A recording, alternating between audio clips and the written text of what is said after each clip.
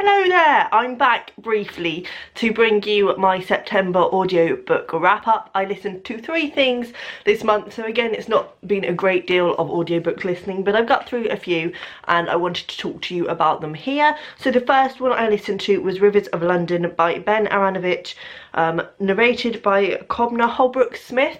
Now this is a book that I've had on my shelf for a long time. I know it was going around BookTube a few years ago. It's not really the kind of book that I would gravitate towards. It was kind of marked as the adult Harry Potter, and it's about police and magical stuff in London. So I've had it on my shelf for ages and I have never been that inspired to pick it up. It's kind of been on the verge of being given away a few times. However, when I saw it on offer on Audible, I thought it was probably kind of the book that I would prefer to listen to, because when I'm looking for an audiobook I do prefer plot heavy things that are easy to listen to. So I got this one and I have to say I'm glad that I listened to it. It's basically, it is like being in the ministry on Harry Potter, I suppose. It's a policeman who is training to join the force, kind of apprentice, I suppose. He goes along to things and he's kind of being put in different departments and they're trying to work out what he can do in the police, but he's kind of touted as a bit of a useless police officer. He doesn't really pay attention, he's a bit of a dreamer, but there is a situation right at the start of the book where he goes to a crime scene and ends up having a conversation with a ghost, and the story basically goes from there. He gets sort of taken into this underworld of the police. It's fun because the world is kind of not that dissimilar to ours. It's just as though there's this underworld that not many people know about, and this police officer gets taken into that. There are river gods and vampires and all this magical stuff. It was fun. I would say I think I probably would have found it a little bit grating if I was reading it, but I was right in thinking it's exactly the kind of book I enjoy listening to because it was easy, it was fast-paced. The only issue that I had with this book, and to be fair it was quite a big issue at times, is that it's highly sexist, and it's really strangely sexist. There was actually a review on Goodreads that said that they thought this was a very feminist book, which I could not disagree with more. I'm sorry. The character, I can't remember his name, the main character, has these really bizarre thoughts about women that are just shoved into the text. So every woman that he meets in here is a sexual object to him. He sexualizes every single woman character. It doesn't matter what age she is, what relationship they have, he will say some sexual comment about them. There's one point where he's having a conversation with an older woman, and he just randomly gets an erection and tells you about it, and it's just that kind of thing happens throughout every time there's a female character, which I thought was really bad. And also the speech in this was really terrible. Because it was being spoken, it really stood out as being badly written speech. But other than that, I would say this is a fun read. I think if you liked Harry Potter, maybe give it a go. Obviously comparisons between the two are always dodgy. It is like an adult kind of Harry Potter-esque world, so I would probably recommend it in that case. But yeah, there were definitely issues with it that are worth bearing in mind. Then I listened to Where I Am Now, which is Mara Wilson's autobiography, read by Mara Wilson, which I was really pleased to hear. So for those of you who don't know, Mara Wilson is the girl who, she was in a lot of films in the early 90s when she was a child. She was in Mrs. Doubtfire, she was the girl who played Matilda. It's probably the most iconic role she played. And she was in quite a lot of things around that time, but she has since kind of gone under the radar. She's not in the public eye at all really anymore until she released this book. I think what's fantastic about this, and I was kind of sceptical going into it because child star autobiographies are not something that I would typically gravitate towards, but she's quite an interesting character, and I think she's quite inspirational as a person because she has completely removed herself from the fame and fortune. She's not one of these people that went off the rails and did drugs and all of this. So I wanted to give this a go, and I'm really glad I did because she's quite honest about the fact that a lot of the acting she did was when she was sort of 5 years old and she can only remember snippets of it. So this is not really about being a child star. It's not about her experiences. She doesn't name drop. She doesn't necessarily talk that much about being on film sets. She does talk quite a bit about her experience being Matilda because that was kind of the role that she always wanted to play.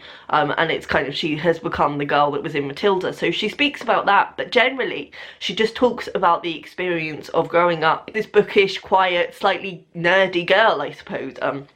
She talks about her anxieties and her neuroses and the fact that she's quite highly strung and sort of a perfectionist. She talks about her experience realizing that she had OCD, and she does sort of tie all of this into how being in the public eye did sort of affect her life, and how, you know, every time something happened to her, she could just imagine the headlines of you know, girl who played Matilda does this. It's just one of those books that I think you would associate with if you were kind of shy and a bit out of place at school. She also goes into depth about the fact that her mother died when she was filming Matilda, which is really heartbreaking. It's also nice to hear about her parents, because I think a lot of the time when child stars do go off the rails, it often seems to tie in with them having kind of pushy parents who are pushing them into this lifestyle. But Mara Wilson's parents weren't like that at all. They gave her complete, you know, it was her decision to go into acting, and they completely understood when she took a step back. She also talks about the fact that as she grew up, and she obviously got less cute, and became what I suppose Hollywood wouldn't consider as typically pretty. You know, she wasn't a size 6 and she was just a normal girl. And she talks about the fact that she very much noticed as she hit puberty and above that the scripts that were sent to her were sort of the girl that got bullied or the fat girl. And that's, I think, she highlights some really interesting and important problems in the media and in the way that women are portrayed. Anyway, I would highly recommend this. I think even if you're not interested in child stars per se, as I say, this is more just her life, and it's really well written, because actually her dream has always been to be a writer, so she's always been a big reader, and she's always written, so I would recommend. Then I listened to How to Stop Time by Matt Haig. This was narrated by Mark Meadows, who narrates a lot of Matt Haig's audiobooks, and he narrated the last one I listened to. It's basically a book about a man who lives into his 400s, and it kind of tries to play with the idea of what life is, what we realise about life, what love is to us in life, and yeah, it had a really interesting premise, and when I started listening to it I thought, yes, this is going to be a really good listen. I have to say it kind of went downhill from there for me, really. I have never read Matt Haig, I've always listened to him, and I really enjoy Mark Meadows' narrations on his books, and I feel like they're quite good books to listen to because they're quite easy to listen to. They're quite plot heavy, which is not necessarily something that I gravitate towards in my reading. However, I felt like it was impossible to listen to this without drawing comparisons with the first 15 Lives of Harry August, which I also listened to a few years ago. Obviously they deal with the same themes. Harry August looks at a world in which some people are effectively reborn every time they die. It's slightly different in the fact that when they are reborn, they live the same time period, so they live the same life over and over again. They just obviously do different things within that life, and yeah, so there is that difference. This is a man who lives straight 400 years, so he has sort of the historical references, and he does things like work for Shakespeare for a while. His mum's killed in the witch trials. He meets people like F. Scott Fitzgerald. That bit was all fun, but I think ultimately the concept of this book kind of got lost. It wasn't done half as expertly, I think, as the first 15 Lives of Harry August. I would say if you found the first 15 Lives of Harry August quite confusing to keep up with, this is probably a better one because it's much more straightforward. I think because the first 15 Lives of Harry August doesn't have a set time period, as it were, we're jumping all over the place all the time, whereas this book does have a set time period where he's in the modern day and teaching in history in London, and then he sort of looks back on different periods of his life. So you've got that straightforward timeline in there, but ultimately I just felt like, as I say, this fell flat. I think I probably would have enjoyed it more if I hadn't listened to a book along a similar vein that was done better.